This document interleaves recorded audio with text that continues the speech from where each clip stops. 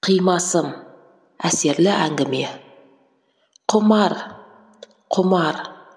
Ау Айсәуле, бұл сен бе? Келдің-ау ақыры. Енді мені тастап кетпеші, Айсәуле. Кешірші мені. Бұған күлімдей қараған Айсәуле бұрылды да ақ перделі терезені ашты. Терезе ашылған сәтте сырттан түскен күн сәулесі бөлме ішін ерекше нұрландырып жіберді. Бұл сәулеге көзі шағылысып, қарай алмаған Құмар көздерін қолымен қалқалады. «Тоу, Айсаш!» деп қолын қайта түсіріп, сығырайған көздерін аша бергені сол еді, Айсәуледен көз жазып қалды. Сағынған жүрегі алабұртып, оны қайта көргісі келіп, бөлме ішін көзбен сүзгілеп шықса да, Айсәуленің қарасы көрінбеді. «Айсаш, тағы қайда кеттің? Кетпеші енді, тастамашы мені» деп, ішкі қиналысын айтқысы келсе де, тілі күрметіліп, сөздері шықпай қалды. Көзіне ыстық жас тығылған Құмар кенет селк ете қалды. Айнала мүлгіген тыныштық. Бетіне терезенің ашық қалған ернеуінен күн сәулесі түсіп тұр екен. Айсәулені тым құрыса түсінде қайта көргісі келді де, қайта көзін жұмды. Бірақ бекер еді. Дөңбекшіп әрі-бері жатқанымен есіне ыстық естеліктерден басқа ештеңені оралта алмады. Сағатқа қарады. Таңғы 6 екен. Тысқа темекі шегуге шықты. Таңғы салқын самал мұның ем таппаған жүрегін жайландырғысы келгендей бетінен өбіп өтті. Құмар мен Айсәуле студент кезінде танысты. Ол кезде 20 жастағы өрімдей жастар еді. Екеуі де Ташкентте жоғары оқу орнын бітірді. Басында бір өңірдің балалары болған соң араласып жүретін. Кейіннен олардың арасындағы сыйластық, махаббат сезімге ұласты. Оқу бітіріп, диплом алған соң Құмар бірден отбасын құрамын деген шешімге келді. Айсәуле мұғалімдік мамандықты бітірген еді. Құмар болса есепшілік мамандығын бітірген еді. Оқу бітіріп келген соң совхозға есепші болып жұмысқа кірді. Ал Айсәуле сол күйі дипломды сандыққа тастады. Құмардың анасы Қалампыр өте қатал ене еді. Үй шаруасы таң атқаннан кеш батқанға дейін таусылмайтын тірлік. Оның үстіне 3 перзенті де бірінен соң бірі өмірге келді.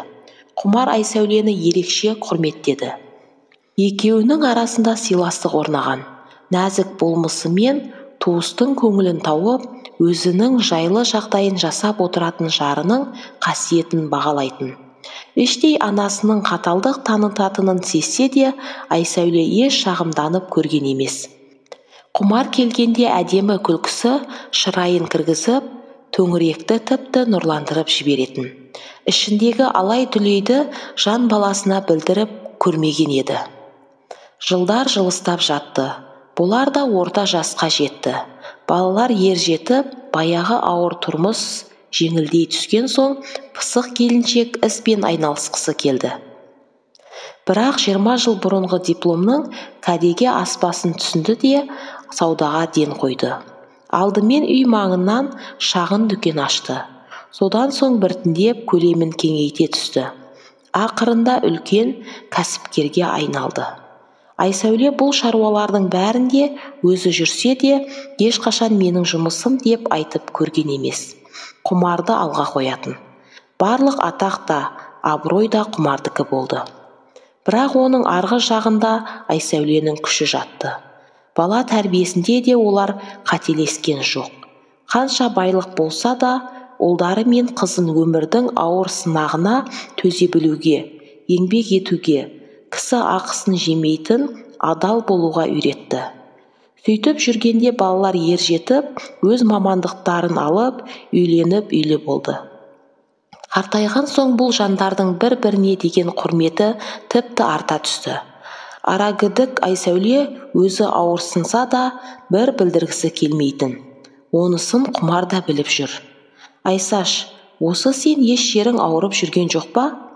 «Жоға, не болды?» «Білмеймін ғой, түнде алқынып, көп оянатын болып жүрсің. Соңғы кезде ұйқың бұзылып жүр ғой. Осы жазда Алла қаласа бір жақсы шипажайға барып, қаралып қайтармыз, екеуміз демалып. Қойшы Құмар, сен де шаруа бастан асып жатқанда. Биыл анамыздың қайтқанына 20 жыл болды ғой.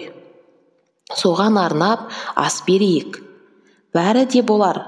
Қашанға дейін мені, балаларды, немерелерді ойлап жүре бермексің.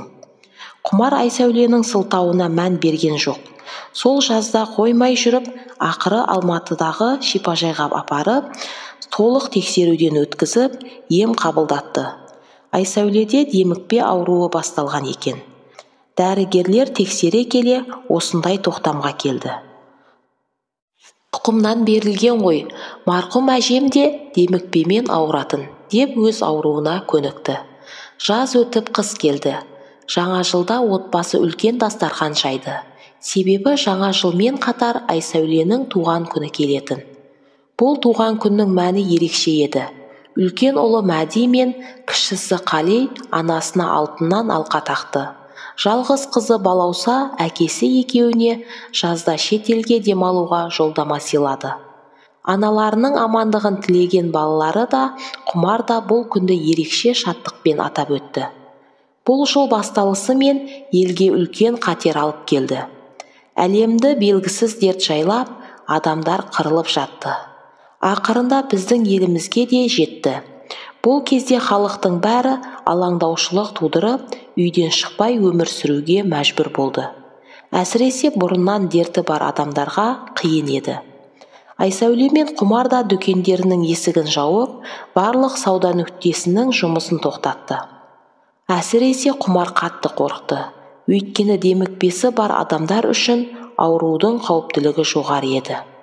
Айсәуле, болды енді, сен үйден енді шықпа, деп қатаң тапсырды. Қойшы, осы ауруына мен сеніп отырған жоқпын. Тұмау болған адамның бәрін жаман аурусың деп қамап жатыр дейді ғой. Осы сенің жайсаңдығың-ай, елдің өсегінде нең бар, сенің демікпең бар, сондықтан сақтануың керек. Бұл кезде Айсәуле келіскендей ишарат білдіргенімен іштей аурудың бар екеніне сенген жоқ. Бірде Құмардың үйде жоқтығын пайдаланып көшеге шықты. Қас қылғанда бет пердесін де ұмытқан. Көптен тысқа шыққаны осы еді. Төңірек тыныштық. Адамдардың бәрі бет перде тағып алған. Жүздерінде үрей, қимылдары шалт. Қотты шаруам бітсе, тезірек үйге барып, тыныш отырайын деп амалсыздан шыққандай. Айсәуле ғана төңірекке еркін көз тастап, асықпай тыныстап келеді. Бір-екі дүкенге кіріп, аралағысы келіп еді, маскаң жоқ деп маңына жолатпаған соң қайта үйге келді. Ертесіне Айсәуле өзін нашар сезіне бастады. Тынысы тарылып, дене қызуы көтерілді. Құмар мұны көріп, қорқып кетті.